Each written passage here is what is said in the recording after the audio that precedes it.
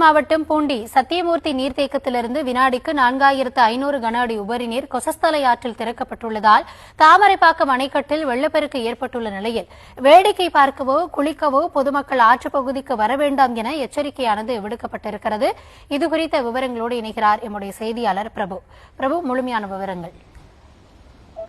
வணக்கம். வடகிழக்கு பருவமழையின் காரணமாக திருவள்ளூர் மாவட்டத்தில் நீர்பிடிப்பு பகுதிகளில் நேற்று இரவு முதல் கனமழை பெய்து வருகிறது. இதனால் திருவள்ளூர் மாவட்டத்தில் உள்ள ஏரிகள் மற்றும் குளங்கள் வேகமாக நிரம்பி வரும் நிலையில் சென்னை மக்களின் முக்கிய குடிநீர் ஆதாரமாக விளங்கும் பூண்டி சத்தியமூர்த்தி நீர்த்தேக்கத்தின் நீர்மட்டமும் தொடர்ந்து அதிகரித்து வருகிறது. இதனால் பூண்டி ஏரிக்கு வரும் நீரின் அளவு 2900 கன அடியாக உயர்ந்துள்ள நிலையில் ஏரியிலிருந்து 4500 கன அடி வீதம் கொசஸ்தலை ஆற்றில் நீரானது திறந்துவிடப்பட்டுள்ளது. இந்த நிலையில் கொசஸ்தலை ஆற்றின் நடுவே உள்ள தாமரைப்பாக்கம் அணைக்கட்டு பகுதியில் வெள்ள நீர் சீறி பாய்ந்து வருகிறது.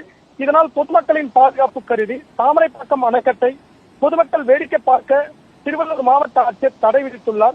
மேலும் கொசஸ்தலை ஆற்றம் கரையோரம் வசிக்கும் கிராமங்களுக்கு தாமரைப்பாக்கம் அணைக்கட்டு பகுதியில் பொதுமக்களுக்கும் மாவட்ட ஆட்சியர் பிரதாப் விடுத்துள்ள எச்சரிக்கையில் ஆற்றில் குளிக்கவோ வேடிக்கை பார்க்கவோ கூடாது எனவும் பாதுகாப்பான இடங்களுக்கு செல்லவும் அவர்களை